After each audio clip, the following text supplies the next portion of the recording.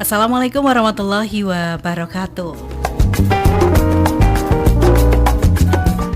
Reca Buntung 99,4 FM Citra Radio Keluarga, radio nomor 1 asli Jogja.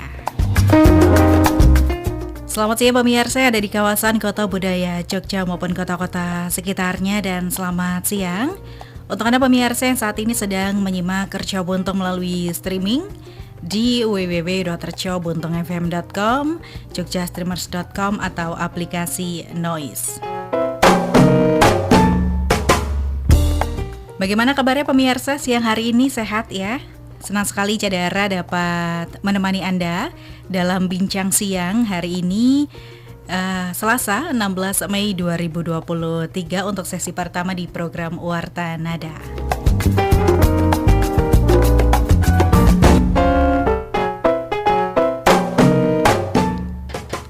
Baik pemirsa, minggu lalu kita sudah bahas tentang disfungsi seksual ya, yang biasanya dialami oleh kaum pria. Itu adalah disfungsi ereksi pemirsa, yang ternyata itu mempunyai dampak yang mempengaruhi rasa percaya diri, kualitas hidup, dan juga keharmonisan rumah tangga. Bahkan ternyata produktivitas kita pun bisa terganggu pemirsa.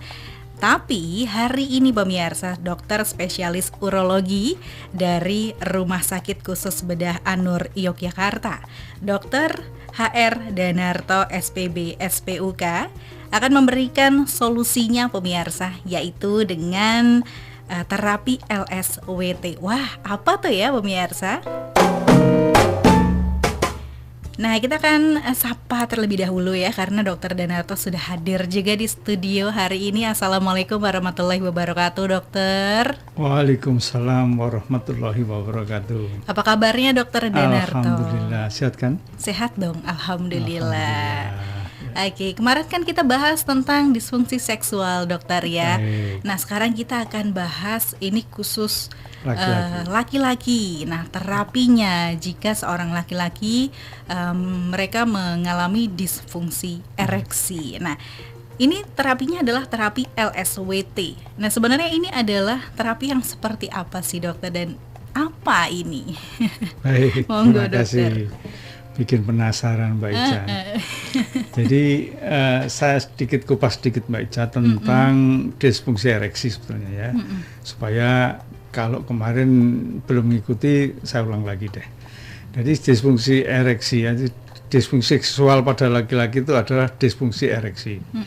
Disfungsi ereksi itu di mana laki-laki itu ereksi akan tetapi tidak maksimal. Nah, atau bahkan tidak bisa ereksi sama sekali. Itu yang namanya disfungsi ereksi.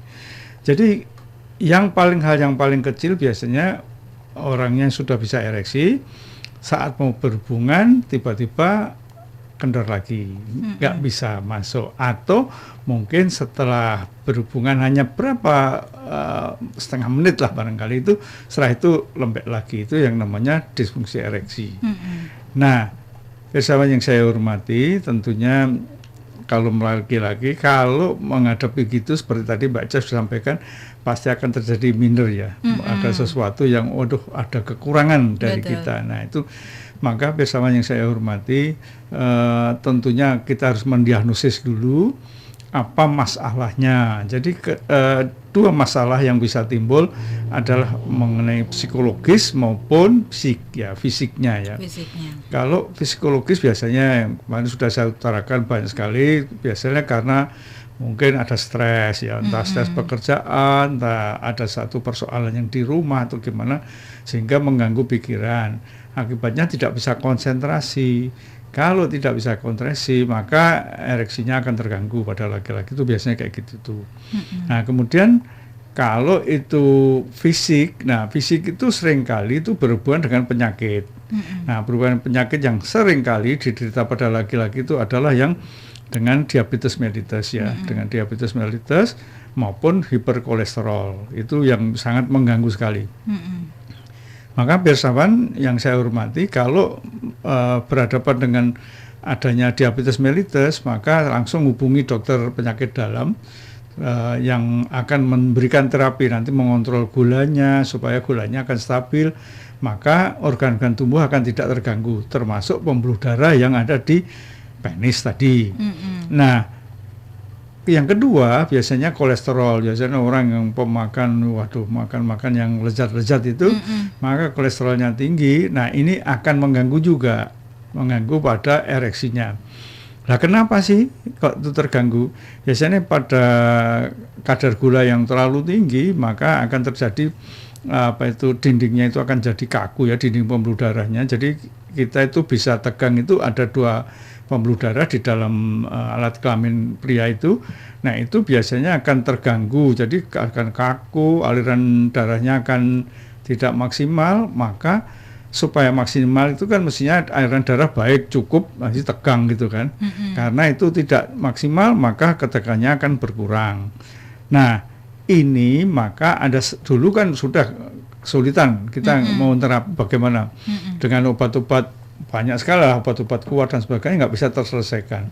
Nah, di dunia ini ada satu alat yang namanya LSWT, yaitu namanya linear shockwave terapi. Jadi terapi pakai gelombang kejut.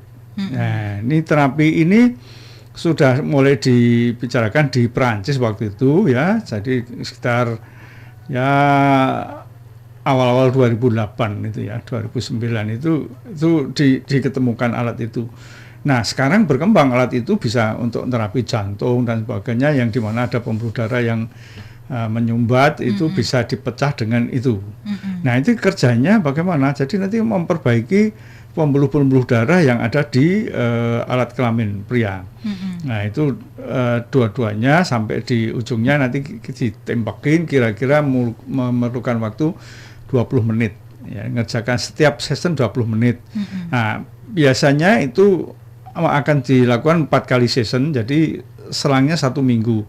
Katakanlah kalau hari ini Selasa gitu ya, dikerjakan misalnya jam 11, ini kira-kira jam 11.20 selesai. Nanti Selasa berikutnya lagi dimulai lagi jam 11.20 sampai 4 kali, 4 minggu. Nah, itu nanti akan ada efeknya. Biasanya itu akan terasa efeknya setelah ketiga, keempat biasanya efeknya ada.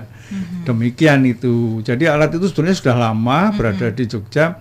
Mungkin saya tidak banyak memperkenalkan, jadi masih hal-hal yang terbatas ya. Jadi kalau ada pasien datang pada kesempatan ini diundang oleh Mbak Ica, saya suruh nerangkan, ya saya terangkan. Terima kasih.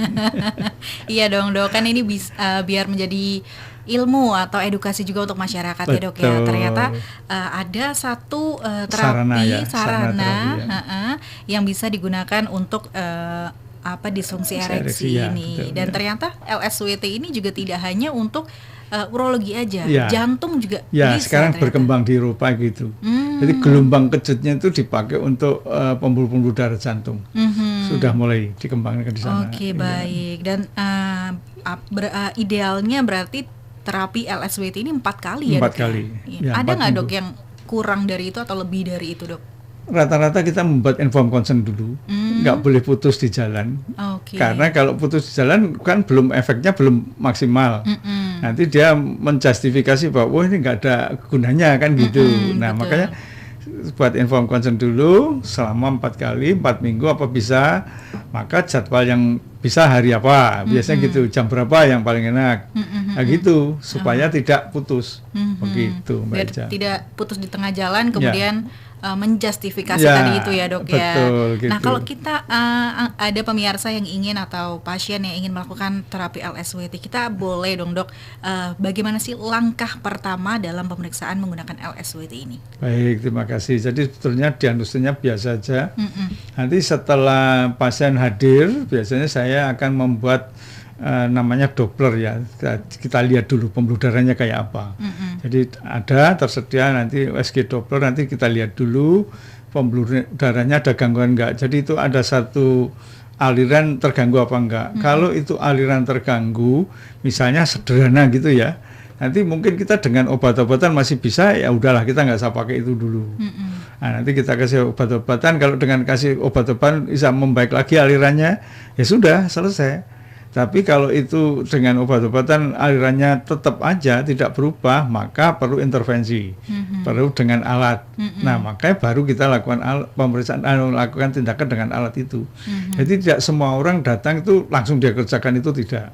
Pasti didiagnosis dulu sampai ini diperlukan alat itu. Demikian, Pak. Jadi kalau misalnya ada seseorang yang ternyata saya punya disfungsi ereksi atau disfungsi seksual gitu, mau langsung terapi LSW itu tuh nggak bisa ya, Dok ya? Enggak, biasanya saya screening dulu. Banyak sering orang datang udah dikirim itu melakukan tindakan ini. Nanti tak diagnosis dulu. Setelah kita diagnosis, sementara belum deh. Pakai obat aja lah, bisa itu. Nah gitu. Memang kita harus apa adanya. Dokter kan harus apa adanya. Nah, jadi ini nggak perlu ke sana, nggak usah ke sana dulu. Nah, kadang-kadang memang ada beberapa waktu yang lalu ya sudah jauh-jauh ya, dari Jambi udah jauh-jauh. Saya bilang nggak usah lah Mas, ini pakai obat aja dulu. Nanti biasanya kan kita monitornya pakai Zoom. Nah, dia kontak saya gitu, gimana perkembangannya? Udah bagus Dok. Ya udah nggak usah ke Jogja, udah selesai itu aja. Biasanya gitu. Gitu. Ya. Jadi tetap ada langkah-langkah untuk mendiagnosis suatu masalah itu tadi ya, kelainan-kelainannya. Oke, nah untuk tingkat keberhasilannya dari LSWT ini sendiri seberapa besar sih, Dok? Baik. Jadi sebelum saya beli alat itu ya, mengadakan alat itu, memang saya sudah mengikuti ya di Perancis. Dia mengatakan bahwa sekitar 80% itu angka keberhasilannya. Nah, memang selama ini yang saya lakukan ya memang baik-baik aja, nggak ada masalah, baik-baik aja. Nah itu makanya sekali lagi filsafat tetap diagnosis penting untuk melakukan satu tindakan. Itu begitu. Baik, jadi suatu tindakan itu akan berhasil ketika diagnosis sebelumnya itu mengikuti ya, Dok ya. Betul. Nah, tadi kan ada beberapa penyakit-penyakit seperti diabetes dan juga hiperkolesterol itu identifikasi atau perlakuannya juga sama atau berbeda sih, Dok? Nah, jadi nanti begini Mbak Ica. Jadi ketika pasien itu sudah hadir, pasti saya cek lab dulu. Saya screening dulu. Ada masalah enggak? Misalnya hiperkolesterol gitu ya. Jadi biasanya saya rujuk dulu ke penyakit dalam. Diperbaiki dulu, atau gulanya masih 300 gitu ya udah perbaiki dulu. Sampai nanti stabil, baru biasanya dokter penyakit dalam mengirim ke saya lagi. Tinggal direhabilitasi. Nah, itu yang urutannya begitu, Mbak Ica. Oh gitu.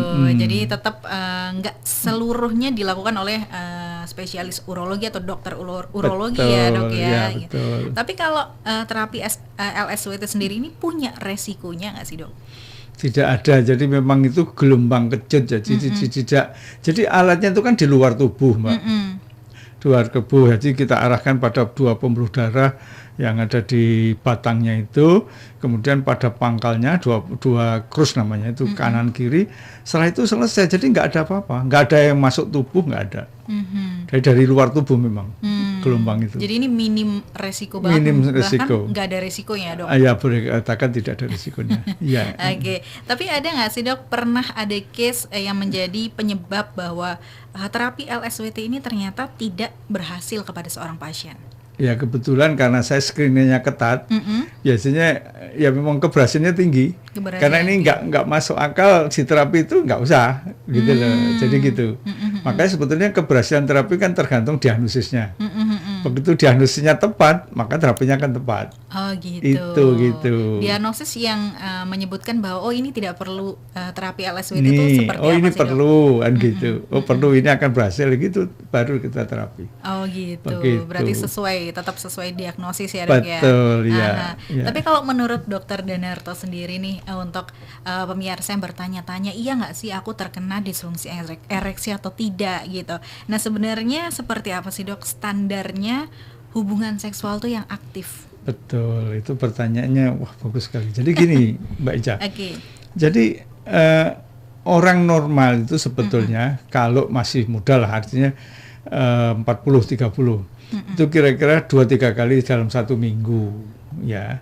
Tapi kalau sudah 50-60 ya nggak usah lah, seminggu sekali aja sudah cukup lah. Ya fun aja lah. Nah ketika itu masih bisa melakukan 2-3 kali dalam 1 minggu, maka itu dikatakan itu masih normal.